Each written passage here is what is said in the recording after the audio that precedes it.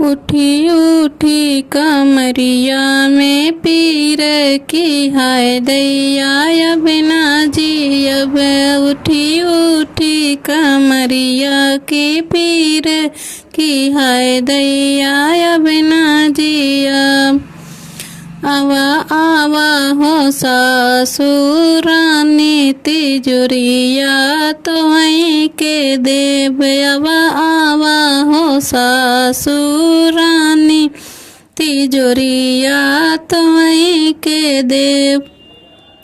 उठी उठी कमरिया में पीर की हाय दैया अब ना जी अब। उठी उठी कमरिया में पीर की हाय दैया अब ना जी अब। आवा आवा हो जेठनी रानी लड़कवा तोहई के देव। आवा आवा हो जेठनी रानी लड़कवा तोहई के देव।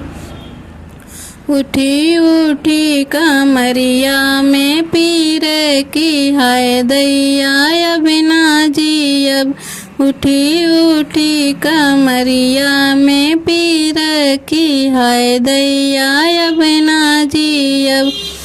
आवा आवा हो छोटी देवरानी रसोइया तोहई के देव। आवा आवा हो देव के रानी रसोइया तोहई के देव। उठी उठी कमरिया में पीर की हाय दैया अब ना जी अब। उठी उठी कमरिया में पीर की हाय दैया अब ना जी अब। आवा आवा हो ननदी रानी पातर पियवा तोहई के देव। आवा आवा हो ननदी रानी पातर पियवा तोहई के देव।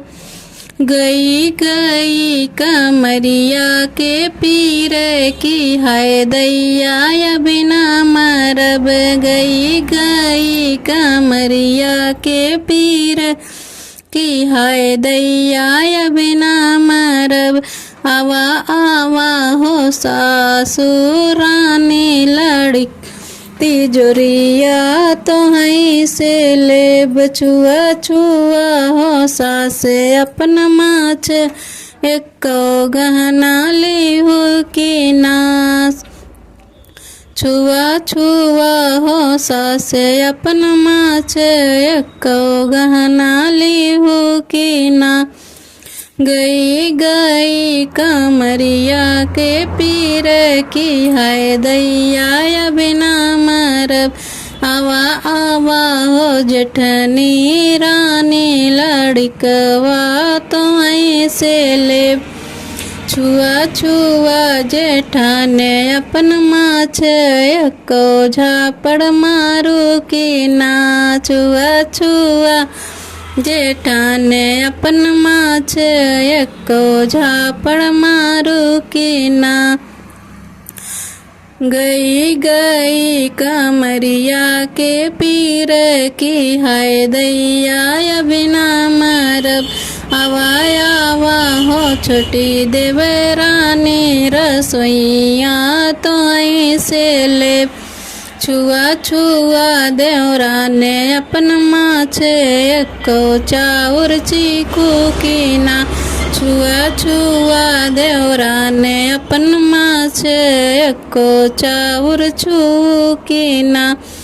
गई गई कमरिया के पीर की हाय दैया अब ना मरब। आवा आवा नदिया रानी पातर पियवा तोहई से लेब। छुआ छुआ ननदे अपन माछ एको रात सोऊ की ना। छुआ छुआ ननदे अपन माछ एको रात सोऊ की ना।